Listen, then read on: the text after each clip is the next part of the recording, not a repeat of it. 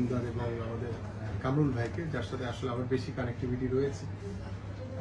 এবং আমি ধন্যবাদ জানাচ্ছি আমাদের এখানে যারা উপস্থিত রয়েছেন, আমাদের ঢাকা মহানগর উত্তর বিএনপির সাবেক যুগ্ম আহ্বায়ক যারা মোস্তফা সাহেব, আমাদের আলাউদ্দিন সরকার টিপু, আমাদের আলী আব্দুল আলিয়া উত্তরার একমাত্র কাউন্সিলর, আর আমাদের আফাজউদ্দিন সাহেব সহ এবং উপস্থিত আমাদের প্রিয় সাংবাদিক ভাইরা, এবং আমাদের এখানে একজন থানা নেতাও আছেন, আমাদের সালাম সাহেব আছেন, আমাদের রিপন রয়েছে ওয়ার্ডের নেতা। শুধু ভাইরা নেই, বোনেরও আছে। আচ্ছা, বোন।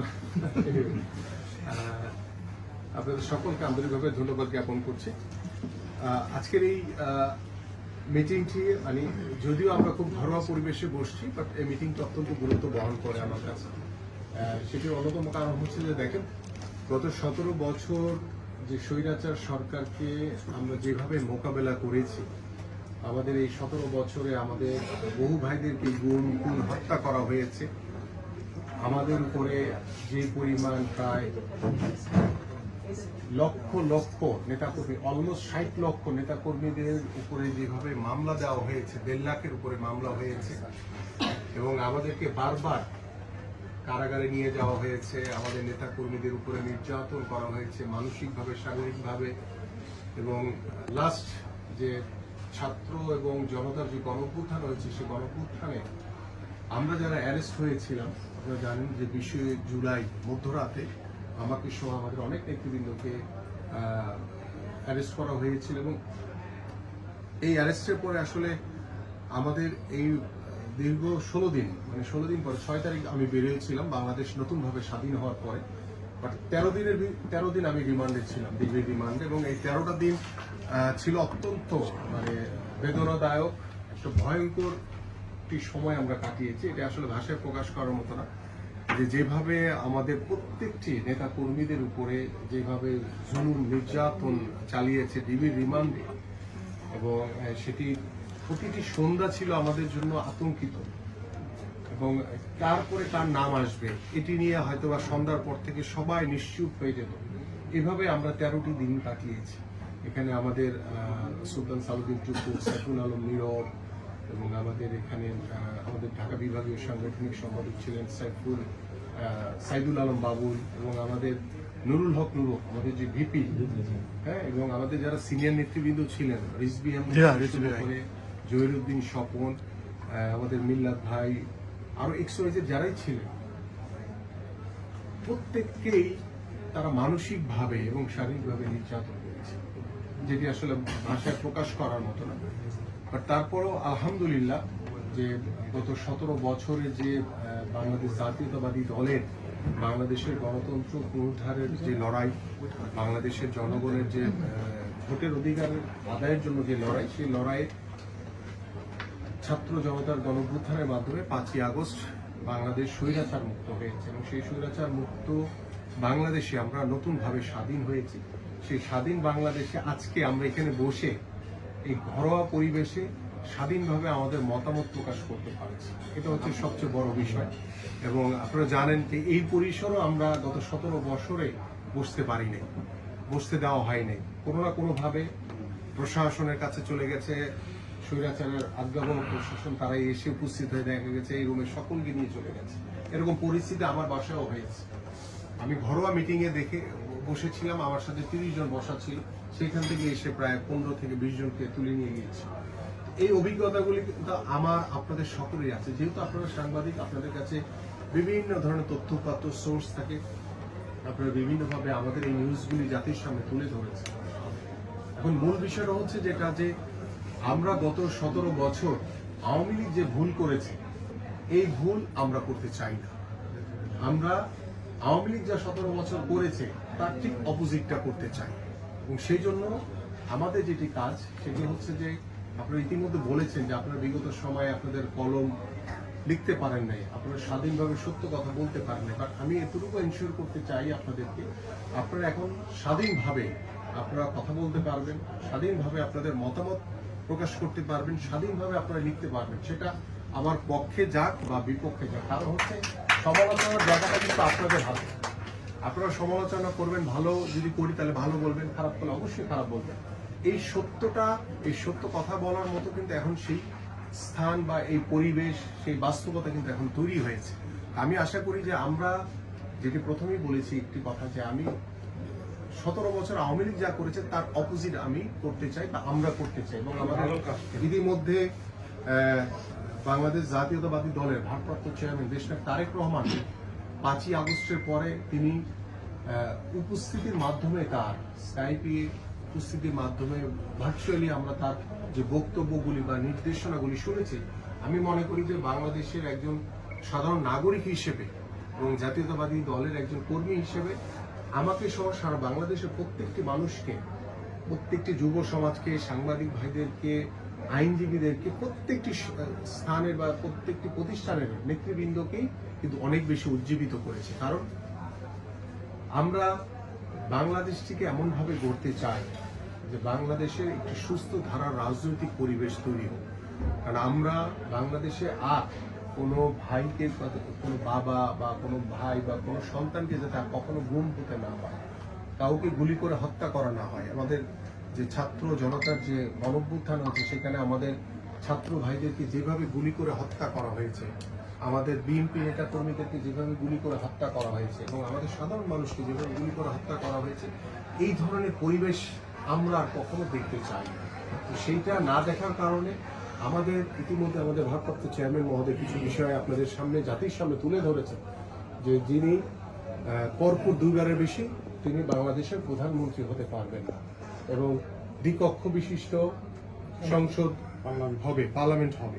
এটি কিন্তু একটি জাতির জন্য একটি পজিটিভ মেসেজ। এবং আরেকটি বিষয় উল্লেখযোগ্য বলেছেন, যেটির জন্য দীর্ঘ 17 বছর ধরে আমরা লড়াই করে এসেছি, সেটি হচ্ছে কি, যে বাংলাদেশে একটি অবাধ সুষ্ঠু নির্বাচনের জন্য যেটি দরকার সবচেয়ে, একটি তত্ত্বাবধায়ক সরকার, যেটি আওয়ামী সরকার এসে তারা এই বিলটিকে ক্যান্সেল করে দিয়ে তারা এক নায়ক তন্ত্র কায়েম করার যে স্বৈরাচারী প্রভাব খাটানোর উপরে, যে বাংলাদেশের জনগণের উপরে যে নির্যাতন, মানুষের যে জনগণের ভোটের অধিকার থেকে বিরত রেখেছিলেন, আমরা সেখান থেকে উল্টে গিয়ে আমরা চাই এই সংশোধনীটি নতুন করে বাতিল করে বাংলাদেশের সংবিধানে আবার নির্দলীয় নিরপেক্ষ তত্ত্বাবধায়ক সরকারের যে বিল, সেটি আবার পাশ করা হবে, এবং একটি অবাধ সুষ্ঠু নির্বাচনের মাধ্যমে যাতে বাংলাদেশ জনগণ যাতে বাংলাদেশের যে মতামত সেটি প্রকাশ করতে পারে, এটি হচ্ছে আমাদের কাছে সবচেয়ে বড় ইম্পর্টেন্ট। এবং এটি যখন সংশোধনী হয়ে আসবে ইনশাআল্লাহ, আমি বিশ্বাস করি বাংলাদেশের মানুষের যে আস্থা, যে বিশ্বাসের যে জায়গাটি,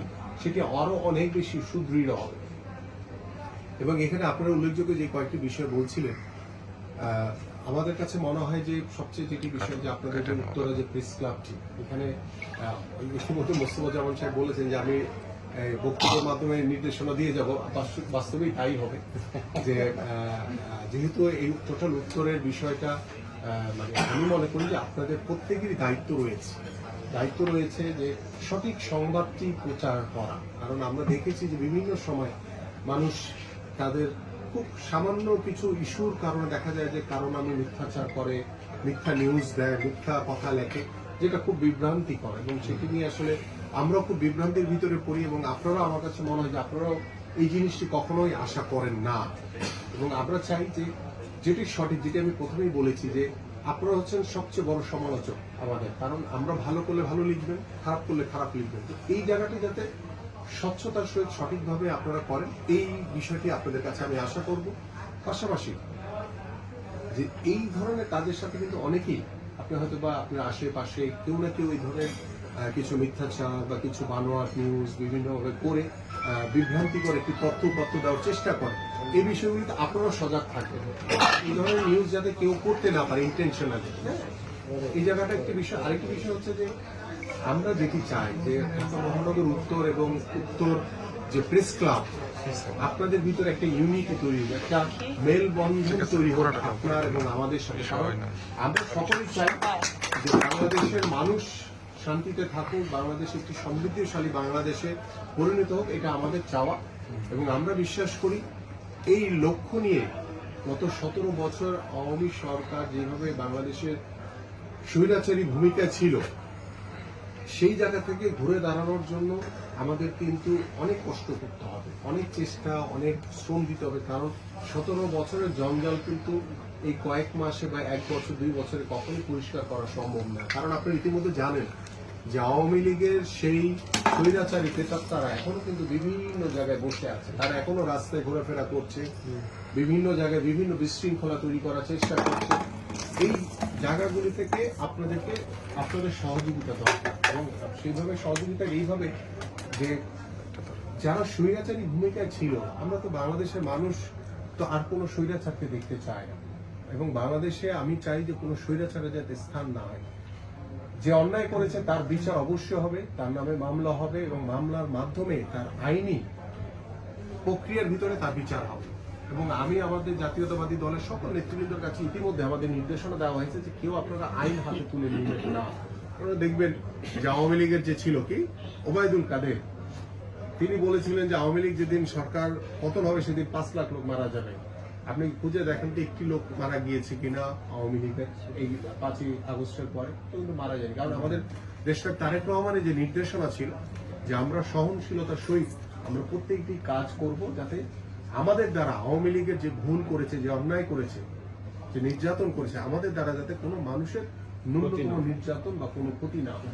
সেই নির্দেশনা মেনে আমি গ্রেটফুল যে আমি সেই দলের একজন কর্মী হিসেবে যে আমার নেতা কর্মীরা সেইভাবে শতভাগ দায়িত্ব নিয়ে কাজটি করেছেন, এবং তারা কারো দ্বারা বায়াসড হননি, তারা সঠিক কাজটি করেছেন। এবং এখানে একটি বিষয় চলে আসছে যে আমরা দেখেছি যে এখন আওয়ামী লীগ বিএনপি হয়ে গেছে এবং নব্য বিএনপি তৈরি হয়েছে, এবং এই নব্য বিএনপি এই আওয়ামী লীগ বিএনপি হয়ে যাওয়ার কারণে কিন্তু বেশ কিছু দুষ্কৃতিকারীরা এই সুযোগটিকে কাজে লাগিয়ে বিভিন্ন জায়গায় চাঁদাবাজি, লুটতরাজ, দখলদারি করছে।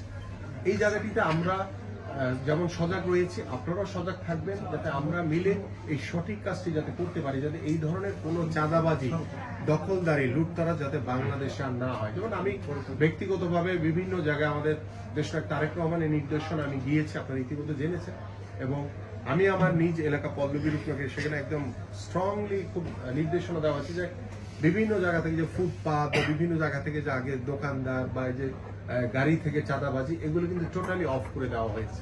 যে যার যার ব্যবসা শেষে করবে, তার নিজের ইনকাম কাউকে দেওয়ার কোনো প্রয়োজন নাই। এই জায়গাগুলি যদি আমরা খুব সবাই যদি মিলেমিশে কাজ করতে পারি, তাহলে কিন্তু আমাদের যেই বাংলাদেশটি আমরা দেখতে চেয়েছি 53 বছর পরে এসে, সেই বাংলাদেশ গড়ার লক্ষ্য নিয়ে আমরা শুরুটা করতে চাই। শুরুটা করলে হবে কিন্তু 5 বছর 10 বছর পরে গিয়ে বা 20 বছর পরে গিয়ে আমরা একটি সুন্দর বাংলাদেশ দেখতে পাবো, যে বাংলাদেশের জন্য বাংলাদেশের মানুষ যুদ্ধ করেছে, এবং 2024 সালের মানুষ যারা আমাদের ছাত্র জনতা যারা প্রাণ দিয়েছে, আমাদের নেতা কর্মীরা প্রাণ দিয়েছে, তাহলে সেই রক্তের সঠিক মূল্যায়নটি আমরা করতে পারবো। এবং আপনাদের কাছে আমার বিনীত অনুরোধ থাকবে যে আপনারা এই সঠিক কাজগুলো আমাদের সাথে, আমরা আপনাদের ভাই বন্ধু, আপনারা কিন্তু আমাদের সমালোচক, আমি আবারও বলছি, আপনারা সঠিক কাজটি সঠিকভাবে করবেন, তাহলেই আমি মনে করি যে আমাদের যে লক্ষ্য উদ্দেশ্য সেটি আমাদের সঠিকভাবে করতে পারবো, আমরা বিষয়গুলি নিয়ে কাজ করতে পারবো।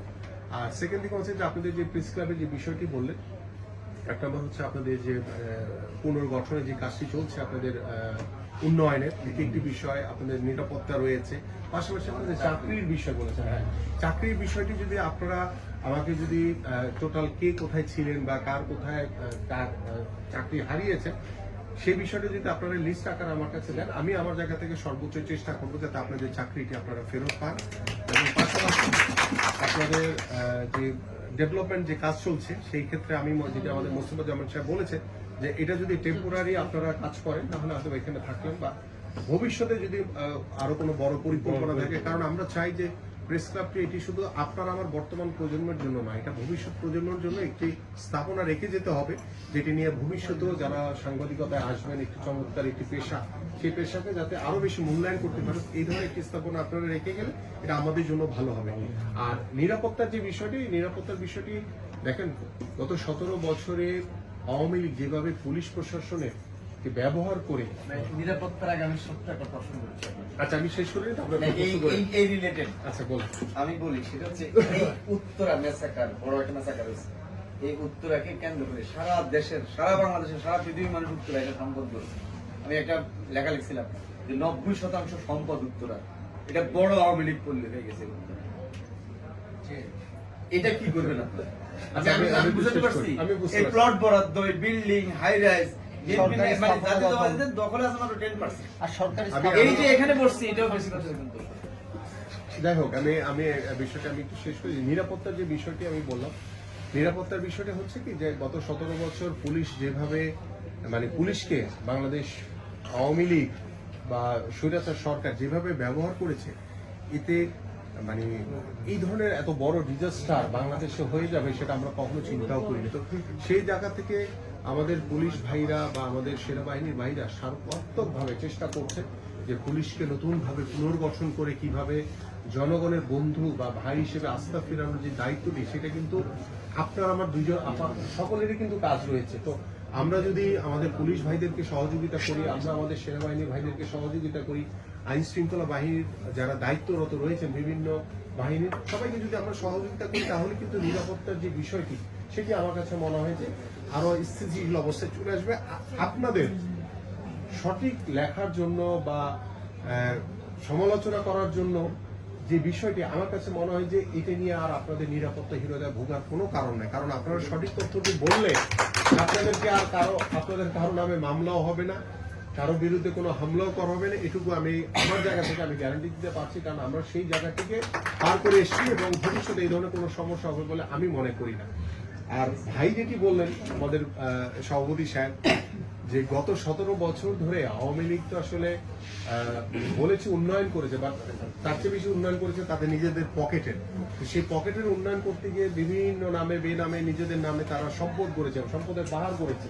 তো সেটি যেহেতু আমরা এখন বর্তমানে অন্তর্বর্তীকালীন সরকার দায়িত্ব নিয়েছে এবং তাদেরকে আমরা সর্বাত্মক সহযোগিতা করছি, এবং আপনাদের লেখনির মাধ্যমে এই যে যারা অসৎ উপায়ে যে সম্পদ অর্জন করেছে সেটি যখন আপনারা জাতির সামনে নিয়ে আসবেন, আমার কাছে মনে হয় যে স্টেপ বাই স্টেপ, রাতারাতি আমরা চেঞ্জ করতে পারবো না, স্টেপ বাই স্টেপ ধরে আমরা কিন্তু সব জায়গাগুলি আবার পুনর্গঠনও করতে পারবো এবং যারা দখল করে অবৈধভাবে বসে আছে সেগুলোকেও আমরা দখল মুক্ত করতে পারবো। বাট আমার বিএনপি নেতা কর্মীদের উদ্দেশ্যে কিছু কথা বলার আছে, যেটি আমি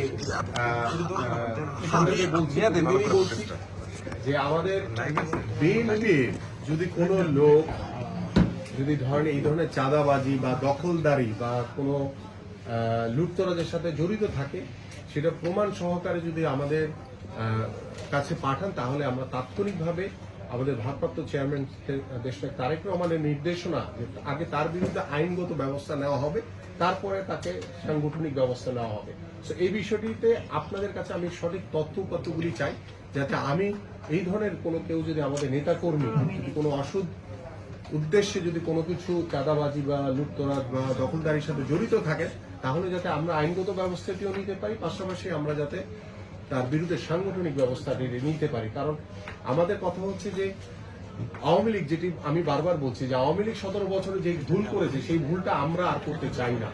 সেই ভুলটা যদি করতে না চাই, তাহলে আপনাদের সহযোগিতা লাগবে, আমাদেরকেও আপনাদের পাশে থেকে কাজগুলো করতে হবে, আপনাদেরকে সঠিক তথ্যগুলি দিতে হবে, যাতে আমরা ইন্টেনশনালি যাতে কারো ক্ষতি না করি, এটাও আমাদের মাথায় রাখতে হবে। যাতে আমাদের, যেমন আমি একটি কথা বলতেই হয় যে অনেক থানায় কিন্তু মামলা হচ্ছে, বিভিন্ন থানায় মামলা হচ্ছে বা অনেক জায়গায় কোর্টে মামলা হচ্ছে, এটা নিয়ে কিন্তু আমরা মাঝে মাঝে একটু বিব্রতকর অবস্থায় পড়ছি যে ইন্টেনশনালি দেখা যায় যে কোথাও কোথাও তার ব্যক্তিগত হয়তো বা তার সাথে কারো জায়গা নিয়ে ঝামেলা আছে, কোনো ব্যক্তিগত শত্রুতা আছে, এই বিষয়গুলিতে অনেকে আমি কিন্তু মামলা দিয়ে দিচ্ছেন যে হয়তো বা নিরাপরাধ, সে কিন্তু হয়রানি স্বীকার করার জন্য চেষ্টা করছে। এই ধরনের কাজগুলি থেকে যাতে আমরা বিএনপি নেতা কর্মীরা যাতে সজাগ থাকি, খেয়াল রাখি, এই ধরনের কাউকে যাতে আমরা হয়রানির শিকার না করা হয়, এই বিষয়টি নিয়ে আমরা সজাগ। তো এই ক্ষেত্রে আপনাদের সহযোগিতা লাগবে। তো সবকিছু মিলিয়ে আমরা চাই মানে বাংলাদেশটা গড়ার জন্য তো আমাদের টিম ওয়ার্ক হিসেবে কাজ করতে হবে। সেই টিম ওয়ার্কটা যেহেতু আমি উত্তরের একটি অংশ নিয়ে আমি কাজ করছি, সো দ্যাট আমার কাছে মনে হয় যে উত্তরের যে টোটাল বিষয়টি সেটা আপনারা সার্বক্ষণিক, আমার নাম্বারটি তো সবসময় অনেকের কাছেই রয়েছে, আপনারা যোগাযোগ রাখবেন, আমিও আপনাদের সাথে যোগাযোগ রাখবো। এবং মাঝে মাঝে আমার কাছে মনে হয় যে আমরা প্রতি মাসে না পারি, অ্যাটলিস্ট 3 মাস অন্তর যদি এরকম মত বিনিময় সভা করি, তাহলে এই যে গত 3 মাসে যে প্রবলেমগুলি আছে বা কি ফেস করছেন এই বিষয়গুলি নিয়ে আমরা আলোচনা করলে অনেক সমস্যার কিন্তু সমাধান আমাদের হয়ে যাবে। তো এই বিষয়টা আপনারা মাথায় রাখবেন। আর আমি সারাদিনই পলিটিক্স করি বাস্তবতা। সকালবেলা ঘুম থেকে উঠার শুধু ঘুমানো বাদে ছাড়া আমি সারাদিন পলিটিক্স করি, সো দ্যাট আমার সময় কোনো সমস্যা নেই।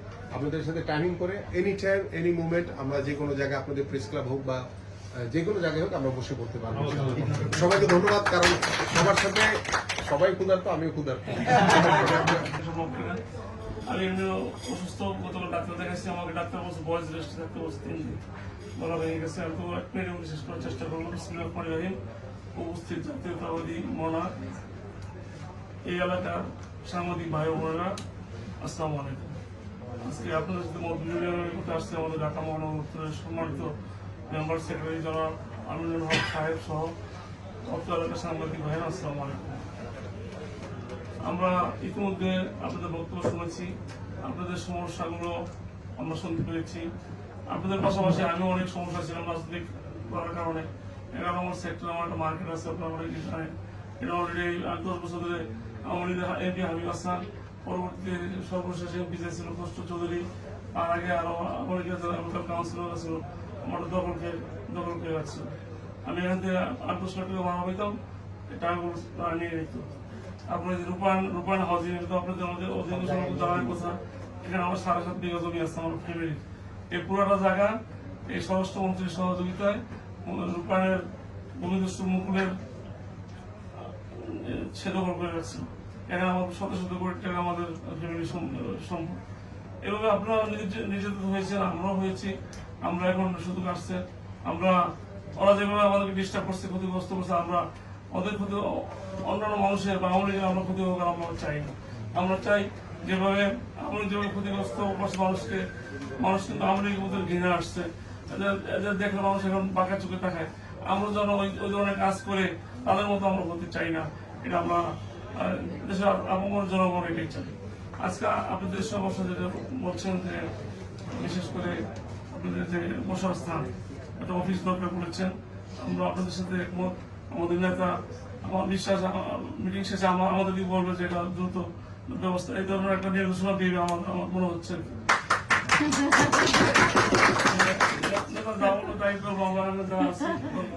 আপনাদের সাথে আসি এবং থাকবো। আমার একটা পরামর্শ দিতে পারি, আপনারা অন্যভাবে নিয়ে আমরা যে জায়গায় ক্লাবটা করছেন, আমার ধারণা এটা একটা রাস্তার পাশে। আপনারা আমার বক্তব্য বললে আপনারা শেয়ার করবেন। আমি তো এই এলাকা সব আমি জানি। এই জমিটা আমাদের জমি ছিল, 1997 সালে একবার করছে। রাজুপুর জমি না, আমরা বিয়েও পাইছি। এটা পার্লামেন্ট বোর্ডের জমি, কিন্তু ইচ্ছা করলে আপনাদের 1 বিঘা 1/2 বিঘা জমি দেওয়া সম্ভব না, হয়তো অল্প জমি দিবে। আমার পরামর্শ, রাজুপুর জমিতে যদি আমরা করি, আমাদের দল ক্ষমতা আসলে 2-3 বিঘা জমিও আমরা ব্যাপক আকারে ব্যাপক পরিচালনা করতে পারবো। রাজুপুর কয়েকজন জমি আছে, হিন্দুদের মন্দিরে বিভিন্ন যেগুলো প্রয়োজন নয় সেসব জায়গায় কিন্তু রাজুপুর জমি দিয়ে রাখছে প্রচুর। ওদিকে দেখছেন কয়েক বিঘা জমি দিচ্ছে। আপনারা যেখানে এটা করছেন যে আপনাদের অফিসটা করতে যাচ্ছেন, এরা যদি বিএনপির ক্ষমতা আসে, ইচ্ছা করলে এখানে 1 বিঘা জমি দেওয়া কোনোভাবে সম্ভব।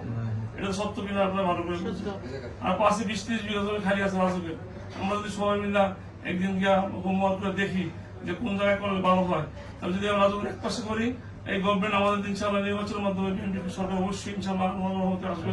আমরা তখন 2-3 বিঘা জমির ব্যবস্থা করতে পারবো যদি আমরা মাস্টার প্ল্যান দিয়ে আগে। আর যদি আমরা ছোট পরিবেশন করতে চাই, করতে পারেন। এখানে আপাতত ইনভেস্ট না করে আমাদের একটা বড় মহা পরিকল্পনা করে, কারণ আপনারা একদিন থাকবেন না, আমরা একদিন থাকবো না। এখানে যদি একটা প্রেস ক্লাব হয়, জাতীয় প্রেস ক্লাবের মতো এখানে একদিন বড় পরিসরে করা সম্ভব। চেষ্টা করেন। আর গভর্নমেন্ট যদি আপনার মধ্যে ক্ষমতা আসে, আমাদের এমএলএ হবে ইনশাল্লাহ। আমরা বুঝতে পারছি আপনাদের কাছে উনি আজকে হয়তো অবদ্ধ হবে, আপনাদের সব বিষয়ে উনি সহযোগিতা করবে, এটা বলবে, আমাদেরকে বলবে, আপনাদের উদ্দেশ্য উনি হয়তো বলবে। আমিও আপনাদের সাথে আছি, আমাদের দল আপনাদের সাথে আছে। আপনাদের সকল সমস্যা আমরা দলমত নির্বিশেষে, আমরা এই এলাকার লোকাল নেতৃবৃন্দ আপনাদের সকল সমস্যার সাথে আমরা আছি, থাকবো ইনশাল্লাহ। পরিশেষে আপনাদের সবাইকে আমি একটা প্রশ্ন করবো একটু এখানে ভাই, সেটা হচ্ছে যে আমরা যেহেতু এই 18 আসনে বসবাস করি, আপনি যেহেতু এই 18 আসনে আছেন, যে কথাটা একটু আগে বলছিল ভাই যে এই আপনাদের এই আমরা যেহেতু সবাই জাতীয়তাবাদীতে অনেকটাই বিশ্বাসী, বেশিরভাগই সবাই, কিন্তু আমরা যদিও প্রকাশ করতে পারি না অনেক ক্ষেত্রে। সেক্ষেত্রে কিছু নেতা আছে ওয়ার্ড পর্যায়ে বলেন বা বিভিন্ন পর্যায়ে বলেন যারা এই জাতীয়তাবাদের নাম ভাঙিয়ে বিভিন্ন অপকর্ম করে বেড়াচ্ছে, এদের বিরুদ্ধে আপনাদের কোনো ইয়ে আছে কিনা? এসব ব্যাপারে আমরা অনেক সোচ্চার। ইতিমধ্যে আমাদের নেতা আমাদেরকে বিভিন্ন নির্দেশনা দিয়েছে যে আমাদের দলের নাম ভাঙিয়ে বা আমাদের যদি দলের সরাসরি দলের নেতা যদি এইসব কাজ করে ধরে আইন শৃঙ্খলা রক্ষাকারী বাহিনীর কাছে সুপর্দ করতে বলছে, আমাদেরকে বিচার করতে বলছে, অথবা আপনারা ইতিমধ্যে দেখছেন অনেকের বহিষ্কার করা হয়েছে, অ্যাকশন অলরেডি শুরু হয়েছে। এবং আপনাদের সাংবাদিক ভাইরা যদি এসব নিউজগুলো আমাদের দেন বা পত্রিকার মাধ্যমে প্রকাশ করেন, তাহলে অতি দ্রুত আমাদের মহানগর নেতৃবৃন্দ এই বিষয়ে ব্যবস্থা নেবে আমার বিশ্বাস। আপনারা এই সমস্ত রিপোর্টগুলো কালেকশনগুলো দিবেন, তাহলে আপনারা যা চান আমরাও সেটাই চাই।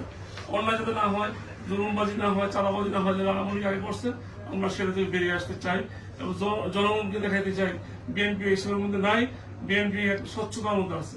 পরিশেষে আপনাদের সবাইকে আমি ধন্যবাদ জানাচ্ছি এই সুন্দর একটা পরিবেশে আমাকে সুযোগ দেওয়ার জন্য। আসসালামু আলাইকুম। মোর্শেদ সাহেবের সাথে আমি পরামর্শ করলাম, ভাই কি করতে পারি আমরা বলেন। তখন উনি বলছে যে কয়েকটা কাজ করেন, এইভাবে হাঙ্গামা করে নির্বাচন করে জিততে ক্লাবের দখল নেয়। উনি এর পরামর্শটা দিচ্ছেন, আমি রাজি ছিলাম না। এই মোর্শেদের পরামর্শে, মোর্শেদরা কিন্তু এই 2005-এর রিক্রুটমেন্ট, উনি কিন্তু কখনোই বাকশালীদের লোক না, এটা সবাই জানতাম আমরা, আমিও জানতাম। আমরা তো উনি মাদ্রাসার স্টুডেন্ট, ঢাকা বিশ্ববিদ্যালয় থেকে পরে ইয়ে করে তো উনি বলছে যে নির্বাচন করি এখন। তখন আমি নির্বাচন করছি, 100 ভোটের মধ্যে আমি 50টা ভোট পাইছি, আর বাকি 3 জন প্রার্থী ছিল। যখন আমি নির্বাচিত হয়েছি, নির্বাচিত হওয়ার পর সবাই আমার প্রতি একটা ইয়ে ছিল যে না, এখানে ভালো একটা ডেভেলপমেন্ট হবে। গত 30 বছর ধরে উত্তরে অনেকেই সাংবাদিকতা করে, অনেকেই ভাইরা চিনেন, ঠিক আছে, কেউ একটা ইটও গাঁথতে পারেনি। পরে আমি মেয়রের সাথে দেখা করি, যেহেতু আমার মন্ত্রী পত্রিকা ছিল, আমি মন্ত্রী পত্রিকা কাজ করতাম, মন্ত্রীকে দিয়ে বলা হয় মেয়রকে দিয়ে আমরা এখানে খাল করে একটা জায়গার একটা ব্যবস্থা করছি। উনি মৌখিক অনুমতি দিচ্ছেন, লিখিত অনুমতি পর্যায়ক্রমে দিবেন এই ধরনের বলছেন। এই জায়গাটাতে আমি এই প্রায় 1200 স্কোয়ার ফিট জায়গার উপরে আমি ঘরটা তুলি। ঘরটা তোলার মানে ঘরটা তুলতে গিয়ে সবচেয়ে বেশি সহযোগিতা যার পেয়েছি সেটা নাসির কাউন্সিলর, আর বাকি উনি ছাড়া ঢাকা 18 আসনের সবাই এটার বিরোধিতা করেছে। সর্বশেষ লাস্ট এমপি যিনি ছিলেন উনিও এটার বিরোধিতা করছে, কিন্তু অত পরিমাণ না। তো এই ঘর করতে যায় প্রায় 6-6টা অভিযোগ দিছে, এই রাজুকে 6টা অভিযোগ দিছে। আমরা যখন ঘরটা শুরু করি তখন 15 দিনে 150 অফিসার আছে, রাতে 2টার সময় অফিসার আছে। এই সমস্ত অফিসারকে ট্যাকেল দিয়েছি। পরে ট্যাকেল দেওয়ার পর এরপরে আমি একটা অন্য লাইনে হাঁটছি। অন্য লাইনে হাঁটি বলতে এই রাজু চেয়ারম্যান একটা মানবাধিকার সংগঠন করতো, তো উনি ছিলেন সভাপতি, রাজু চেয়ারম্যান, বর্তমানে উনি আবার পুনঃ বলেছে চেয়ারম্যান। আর মেজর এহতেশাম হচ্ছে রোশন এরশাদের আপন ভাতিজা, উনি ছিল সদস্য সচিব। আর এই মনিরুজ্জামান মনির ভাই নামে একজন ইন্ডিয়ান বাংলাদেশ সোসাইটি নামে উনি জয়েন্ট সেক্রেটারি, ওনার নিয়ে আমি রাজু চেয়ারম্যানের কাছে গেছি। যাওয়ার পর বলতেছে, এখানে বলে রাখি, এটা বলতে দ্বিধা নাই, রাষ্ট্রপতির সাবেক সামরিক সচিব জয়নাল আবদিন, আমি কথাগুলো শুনেন, আমি কিন্তু মানে হাইস্ট জায়গা থেকে ইয়া পাইছি। রাষ্ট্রপতির সামরিক সচিব জয়নাল আবদিন রিং দিছে, সাবেক সামরিক সচিব আব্দুল হামিদ থাকবে, তো এটা দিছে এখানকারই লোকজন যারা রাজনীতির সাথে রয়েছিল। উনি ফোন দেওয়া বলছে এখানে ভুয়া সাংবাদিক সব দল করে ফেলেছে। তখন রাজু এসে আমাকে বলতেছে যে এটা রাজুকের জায়গা। আমি চ্যালেঞ্জ করছি, ঘন্টার পর ঘন্টা ওদের সাথে তর্ক করছি, রাজুকের জায়গা না, এর জায়গা হচ্ছে খালের জায়গা, মেয়রের জায়গা। খাল আগে ওয়াটার ছিল, এখন মেয়রের জায়গা, এটা মেয়রের জায়গা, মেয়র অনুমতি দিচ্ছে। পরে রাজু চেয়ারম্যানের কাছে গেছি, সমস্ত কিছু আসছে, মেয়র দিয়ে ফোন দিয়েছে, সাবেক এমপি ফোন দিছে, আর অনেকেই এলাকার লোকাল লোকজন এখানে আমাদের উপর আক্রমণ করছে। করার পর আমি কিন্তু জায়গা ছাড়িনি। তখন কিন্তু এই মানে আমাদের মাইন্ডের কিছু লোকের সহযোগিতা নিয়ে বিল্ডিং কিন্তু করে ফেলছে, মানে ছাদ ছাড়া ওয়াল করে ফেলছে, ছাদ দিতে পারিনি। পরে লাস্ট গত জুলাইতে মানে জুনে ছাদ দিব, একদম শাটারিং করে ফেলছি, রড বেঁধে ফেলছি, সিমেন্ট চলে আসছে, খোয়া ভেঙে ফেলছি, সব করে ফেলছি। প্রায় 4 লক্ষ টাকা ক্ষতি হয়ে গেছে। রাজু চেয়ারম্যান দিবে না, কারণ হচ্ছে এখান থেকে ফুসি যে ছাদ দিতে দিবে। পরে সবগুলো বিক্রি করে দিয়ে এইভাবে পড়ে আছে। তারপর তো 5ই আগস্ট আসলো, যাক আমাদের এটা অনেকেই নিয়ে গেল তো ওই মামলা বলেন আপনাকে না, আমাকে নিচে আমাকে যেটা নিচ্ছে সেটা হচ্ছে 3 তারিখ আমাকে দিচ্ছে হচ্ছে বিএনপি জামাতের নেতাদের সাথে আমার সম্পর্ক কোথায় কি আছে খবর দেন। এটা হচ্ছে সক্ষতা রাখার কারণে। সক্ষতা রাখার কারণে। এটা করছে আমাকে 3 তারিখ সুমন কর নামে একজন অফিসার ছিল, সে জয়েন করেনি এখানে পরে। সুমন কর আমাকে নিয়ে গেছে, আর ওসি যে ছিল, ওসি কিন্তু 2005 এর সে বিএনপি ছিল। কে বিএনপি করতে কি আওয়ামী লীগ করতে, এই জিনিসগুলো বুঝতাম না। তো সে বিএনপি করতো, সে খুব হেল্পফুল ছিল, কিন্তু সুমন করার জন্য সে পারে নাই। পরে সুমন করে আমাকে উঠাই নিয়ে গেছে, উঠে ওরা একটা এভিডেন্স দিয়েছে সাথে করে 97 সালের, যখন আমি এই মানে ইন্টারমিডিয়েটও পড়ি না, মেট্রিক পরীক্ষা দিব, তখন 97, আমি 98 মেট্রিক করেছি, মানে 9 10 তখন আবুজর গিফারি কলেজের শিবিরের এক মিছিলে আমার মাথা লাগাইয়া ওইটা দিয়েছে। এই মিছিলের ছবি নিয়ে উনি একবার ধরে নিয়ে গেছে। একটা কারণ হচ্ছে আপনার বাপ জামাত করে, কারণ আমার বাপ মাওলানা, একটা সিনেমা প্রিন্সিপাল। তখন আমার বলছে আপনি যেহেতু জামাত করে, জামাতের আমির বলছেন 14 গ্রামের, এরপরে অনেক নিউজ করে জামাত বিরুদ্ধে, জামাত বিএনপি বিরুদ্ধে। তাই বলছি আপনি 14 গ্রাম পিছিয়ে আনেন, যদি একটা পলিটিক্যাল মামলা থাকে আমি আপনার দণ্ডা করে আমি ঢুকে যাবো। পরে পিছিয়ে আনাইছি, পিছিয়ে আনাই বলতে আমার থেকে আমার বাপের বেশি সন্দেহ করে এই টর্চার করতে চাইছি। পরে 15-20 মিনিটের মধ্যে আমরা ইনশাল্লাহ বের হয়ে গেছি, আমাদের সহকর্মীরা গেছিল, আবার লোকাল কিছু লোকজনে হেল্প করছিল, আমরা চলে আসছি। সমস্ত শত্রুতার মূল ইস্যু হচ্ছে প্রেস ক্লাব গোয়া। এত বড় বিল্ডিং আমরা দেখলে আশ্চর্য হয়ে যাবেন, যে দেখছে জিব্বাত কামাচ্ছে, অনেক বড়, সাহস করে অনেক বড় বিল্ডিং, 1200 স্কয়ার ফিট। এটা ছাদ হতে দেয় না, এই হতে দেয় না, এটা হয়ে গেলে বদরুল এখান থেকে সরানো যাবে না, বদরুল এখানে থাকলে অনেক প্রবলেম। আবার এই এমপি বদল নিয়েও মেলা কাহিনী আছে, জাতীয়তাবাদ প্রতিষ্ঠিত হইব। এরপরে আবার আমরা 15 আগস্টে প্রোগ্রাম করতাম না, করতাম না, এগুলো কোনো কিছু সর্বশেষ উনি বলছে যে 17 তারিখ যখন উনি নমিনেশন পাইছে, 17 তারিখের লাস্ট দিন হচ্ছে আমার উত্তর, এরপর আর উত্তর থাকতাম না। যাক আল্লাহ রাখছে এখন পর্যন্ত। এই হচ্ছে অবস্থা, সমস্ত কিছু কেন্দ্রবিন্দুতে আমাদের জাতীয়তাবাদী শক্তি। এই কারণেই আমরা আসলে দরনের শিকার হয়েছি, নিপীড়নের শিকার হয়েছি। আমরা সেই জায়গা থেকে আল্লাহর রহমতে এখন আমি দোতলা করতেছি, দোতলার ফিলার অলরেডি করছি। এই যে ছাদ আমি ভেঙে ফেলছি, 4 লাখ টাকা খরচ হয়ে গেছে, নষ্ট হয়ে গেছে, এটার মধ্যে এখন স্টিলের পাত দিচ্ছি, স্টিল ইয়াটাও কেটে ফেলছি। মানে এখন এই ইয়াটা এইটা পাত দিয়া উপরে টিন দিচ্ছি, দোতলার ডিমের ফিলার উঠে গেছে, এখন উপরে টিন দিই। আমি এটা করছি একটাই মাত্র, এটা চ্যালেঞ্জ হিসেবে দিয়েছিলাম যে আমি দেখছি যে আমাদের সমস্ত সাংবাদিকের জাতীয়তাবাদী, এরা অল্প কয়জন, কিন্তু এই অল্প কয়জন আবার এখানে একটা কথা আছে, উত্তরে গণমাধ্যমে কাজ করে বিভিন্ন ভুয়া সুয়া মিলে যেমনি সামনে মিলে কাজ করে প্রায় 400 সাংবাদিক। এটা যখন প্রথম ওপেন করা হয় 400 সাংবাদিক কাজ করে, যারা একটা অনলাইন আছে সেই সাংবাদিক। এই জায়গা থেকে আমরা মাত্র 77 জন নিয়ে ক্লাবটা শুরু করছি। যখন 77 নিয়ে শুরু করছিলাম তখনও 60 জনের উপরে জাতীয়তাবাদী। এরপরে আমরা কয়েক দফা মেম্বার নিছি, মেম্বার নেওয়ার পরে 110 আসছে, এখন 85% জাতীয়তাবাদী। ওরা অল্প কিছু লোক আর কিছু ভুয়া নিয়ে আমাদেরকে দাবড়ানো দিয়েছে, আমরা দাবড়ানোর ভিতরে ছিলাম। এর মধ্যে আমাদের কিছু লোকজন ভুল বুঝে বুঝে দিয়ে আছে। আর সবচেয়ে বড় যে জিনিসটা এটা বলতেই হবে আমাকে, সেটা হচ্ছে আমাদের চাকরি খাওয়া এবং ওদের চাকরি দেয়া। যেমন সাবেক ক্ষমতাসীন দলের লোকেরা বিভিন্ন মিডিয়াতে চাকরি দিচ্ছে, আমরা এখন এই সমস্ত বিষয়, এই সমস্ত মিডিয়ার সাথে কথা বলার জন্য আমরা আপনাদের হেল্প চাই। আমাদের লোকেরা চাকরি ফেরত পেত, কারণ এটা রিজিক ছিল, বিভিন্ন ভাবে ফেরত ফেরত এই জিনিসগুলো। তারপরে আবার আমাদের কিছু ভাইবেরা তারা ভুল মানে ইয়া করে আছে, আমরা চাই নাই এক জায়গায়। তো ওরা যেগুলো করছে, যে নোংরামিগুলো করছে, এটার পর আমি সেই ধরনের নোংরামি সামান্যতম দেখাইনি, কিচ্ছু দেখাইনি। এর মধ্যে আমাদের এক নেতার মাধ্যমে প্রস্তাব দিছে যে আমার সাথে মিট করাই দিন। আমি বলছি মিট হবো, 10% বিচার করে দেন, মিট হয়ে যাবে। আর তার প্রতি তাদের প্রতি আমার কোনো ইয়া নেই, আমরা ক্ষমা করে দিচ্ছি। এখন আমাদের উন্নয়ন কর্মকাণ্ডটা হচ্ছে সবচেয়ে বড় ইস্যু, আমাদের চাকরিগুলো হচ্ছে বড় ইস্যু, তারপরে আমাদের নিরাপত্তা হচ্ছে বড় ইস্যু। আর সাংবাদিকদের উদ্দেশ্যে আমি একটা কথা বলতে চাই, সেটা হচ্ছে আমরা সবাই জাতীয়তাবাদী ঘটনা। এখানে ঢাকা সাংবাদিক ইউনিয়নের মেম্বার আছে প্রায় 70 জন আমার ক্লাবে।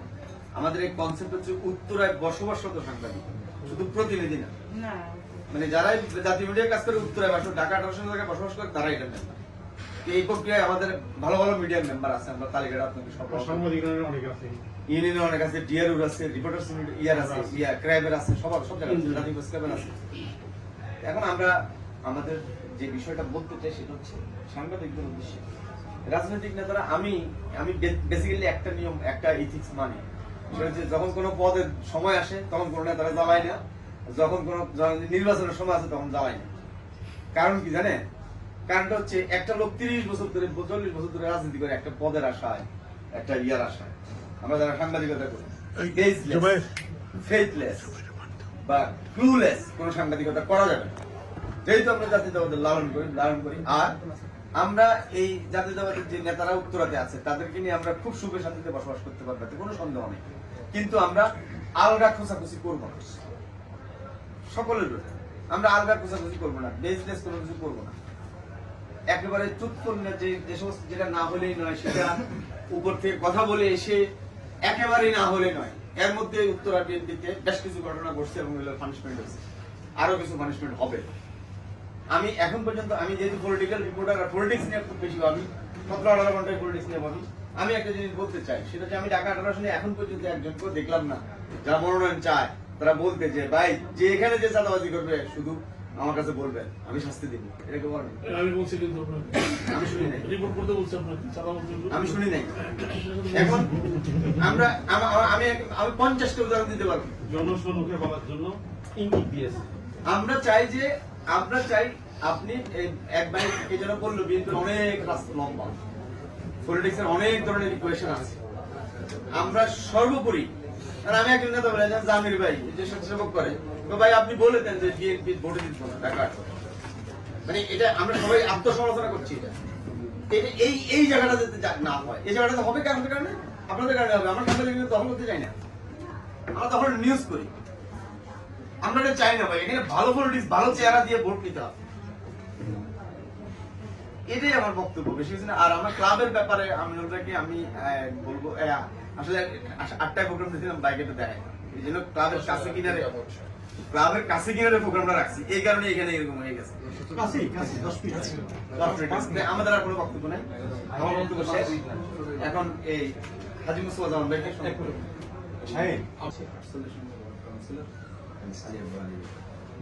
বিসমিল্লাহির রহমানির রহিম।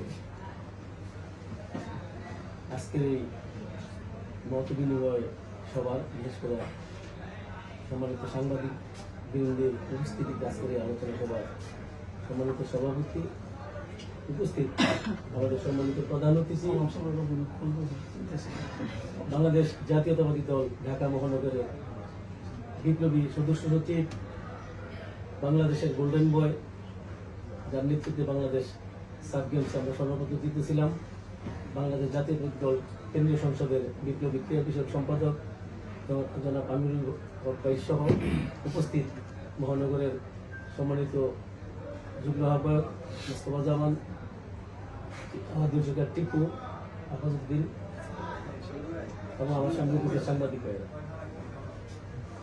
আসলে রাজনীতিবিদ এবং সাংবাদিকদের মধ্যে একটা অত্যন্ত সুসম্পর্ক থাকতে হবে। সুসম্পর্ক থাকলে রাজনীতিবিদরা রাজনীতি করে শান্তি পায় এবং সাংবাদিক ভাইয়েরাও বস্তুনিষ্ঠ সংবাদ প্রচার করতে পারে। যেহেতু ইতিমধ্যে আমি শুনেছি এবং আপনাদের অনেকের সাথে আমার পরিচয় আছে, আমার অনেকের সাথে একটু গ্যাপ আছে, অনেকে আমার একটু আমি হয়তো আমার চেহারা একটু চেঞ্জ আসে, অনেকে চিনেন না। আমাদের শহীদুল এর সাথে তো আমার অনেক পুরানো সম্পর্ক, প্রায় ছাত্র জীবন থেকে সম্পর্ক আছে, সম্পর্ক যথেষ্ট আছে, আমাদের সম্পর্ক আছে। আর যে জিনিসটা নিয়ে আমরা আলোচনা ইতিমধ্যে আঠারো করেছি, দক্ষিণটান আপনারা জানেন একটি অনুন্নত এলাকা, মানে আসলে কিছু রাস্তাঘাটের কাজ হচ্ছে আমাদের এলাকায়। আমি কিন্তু 2 ঘন্টা লাগছে আমাদের এখানে আসতে, মানে আসলে আমাদের রাস্তাঘাট সেরকম নেই। আমি আপনার পাশ করার পরে আহামরি কোনো কাজও আমরা করতে পারি না। আপনারা জানেন, আপনারা ভুক্তভোগী, আমরাও ভুক্তভোগী। আসলে যে সরকারটা ছিল এরা আসলে কিছু দৃশ্য উন্নয়ন করছে এই জন্যই যাতে বড় ধরনের চুরি করতে পারে, বড় ধরনের অর্থ পাচার করতে পারে। আপনারা যদি টোটাল আমাদের নতুন যে 18 জন ওয়ার্ড, বিশেষ করে উত্তরা 2টা ওয়ার্ড, প্রত্যেকটি ওয়ার্ডের অবস্থা এত বেশি ভয়ানক, মানে ওখান থেকে বেরোয়া একটা কঠিন ব্যাপার। আমাকে মোস্তফা জামান সাহেব যখন বললেন যে 9টার দিকে আসতে হবে, আমি কিন্তু রীতিমতো ভয়ে ছিলাম যে আমি আসলে একটু বৃষ্টি পড়তেছে, আমার ড্রাইভারও নিয়ে আসছে, কিভাবে যাব। যাই হোক, অনেক কষ্ট করে 2 ঘন্টা সময় ব্যয় করে আসতে হয়েছে। আমি আপনাদের কাছে অনুরোধ করবো, যে রাফাত বলেছে আমরাও একটা সংগঠন, আমাদের সংগঠন অনেক বড় সংগঠন, এই সংগঠনের প্রতিনিধিতার শেষ নেই। এই মানে আমরা আশা করবো ইনশাল্লাহ আমাদের ভিতর প্রতিহিংসা থাকবে না, প্রতিযোগিতা থাকবে। ইতিমধ্যে আমাদের অ্যাক্টিং চেয়ারম্যান সাহেব এবং আমাদের হৃদয়টা বেশি কাটছে আমি মনে করি আমাদের নেত্রী দেশনেত্রী বেগম খালেদা জিয়া। আপনারা জানেন যে উনি হাসপাতালের বিছানায় শুয়ে উনি যে বক্তব্যটি, যে মেসেজটি আমাদেরকে দিয়েছেন, সেখান থেকে আমি মনে করি বাংলাদেশ জাতীয়তাবাদী দলের প্রত্যেকটি নেতা কর্মীদের ওইখান থেকে শিক্ষা নেওয়া উচিত। এবং আমাদের অ্যাক্টিং চেয়ারম্যান সাহেব বারবার বলছেন যে আমাদের মানুষের মন জয় করতে হবে, আমাদেরকে সামনে অনেক কঠিন পরীক্ষা দিতে হবে আমাদেরকে। কাজে আমরা যারা মহানগর পর্যায়ে, থানা পর্যায়ে, ওয়ার্ড পর্যায়ে নেতৃত্ব দিই, আমাদের এই জিনিসগুলি মেনে চলতে হবে। আর আমাদের যদি ভুলভ্রান্তি হয় অবশ্যই আপনারা আমাদের অভিভাবক আমিনুল ভাই আছেন, আমিনুল ভাইকে জানাবেন, উনি আমাদেরকে সংশোধন করার চেষ্টা করবেন। এবং আমাদের সাথে আমাদের জুনিয়র যারা রাজনীতি করে এদের যদি কোনো ভুলভ্রান্তি হয়ে থাকে, আপনারা সাংবাদিক, আপনারা সবার আগে জানবেন, দয়া করে আমাদেরকে বলবেন, আমরা চেষ্টা করব সাংগঠনিকভাবে এইগুলি ব্যবস্থাগুলি নেওয়ার জন্য।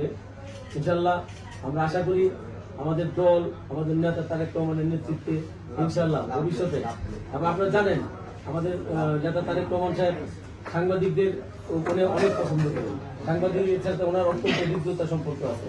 এবং আপনাদের প্রেস ক্লাবের ব্যাপারে যেটা, উন্নয়নের ব্যাপারে যেটা বলা হয়েছে, আমরা আমাদের অবস্থান থেকে অবশ্যই, আমি আমার অবস্থান থেকে চেষ্টা করব, এবং সর্বোপরি আমাদের আজকের প্রধান অতিথি আমাদের নেতা আমিনুল ভাই অবশ্যই চেষ্টা করবেন যাতে এই উত্তরা প্রেস ক্লাবটার মানে উন্নতি সাধিত হয়। এই জন্য যা যা করার উনি করবেন, আমরা ওনার সাথে থাকবো ইনশাআল্লাহ।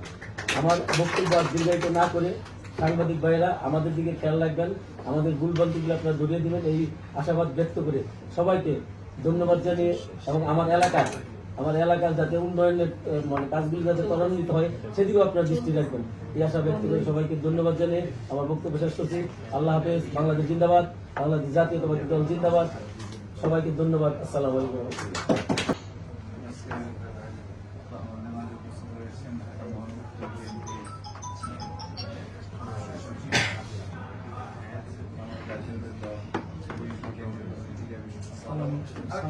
আমরা একটু ভোকাল চাচ্ছি, এটা তো এটা বলে একটু ভোকাল দিতে হবে।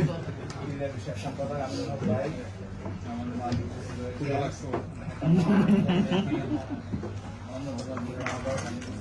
সাহেব, আর উপস্থিত রয়েছেন ঢাকা মহানগর উত্তর বিএনপির অন্যতম সদস্য আলাউদ্দিন সরকার টিপু সাহেব, দক্ষিণ খান 48 নম্বর ওয়ার্ডের সম্মানিত কাউন্সিলর, মহানগর উত্তর বিএনপির অন্যতম সদস্য আলী আকবর আলী ভাই, উত্তরা প্রেস ক্লাবের সভাপতি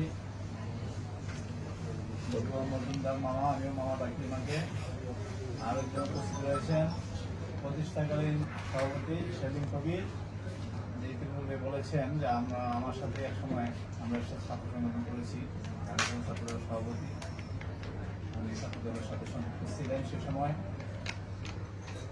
সাংবাদিকদের লোকরা যারা প্রেস ক্লাব রয়েছেন সবাইকে আমার পক্ষ থেকে শুভেচ্ছা অভিনন্দন জানাই। আজকে আপনারা বক্তব্য দিবেন আমাদের আমিনুল ভাইয়ের প্রধান অতিথি। আমি শুধু দুটি কথা আপনারা বলেছেন, আমাদের সম্পাদক সাহেব, যে নিরাপত্তার কথা, আরেকটি বিষয় বলেছেন প্রেস ক্লাবের একটি সুন্দর পরিবেশ, এবং প্রেস ক্লাবটা যাতে সুন্দরভাবে এখানে গড়ে ওঠে, তাতে আপনারা সহযোগিতা চাচ্ছেন আমাদের বিএনপি নেতৃবৃন্দের কাছে। আমিও আশা করবো আপনারা,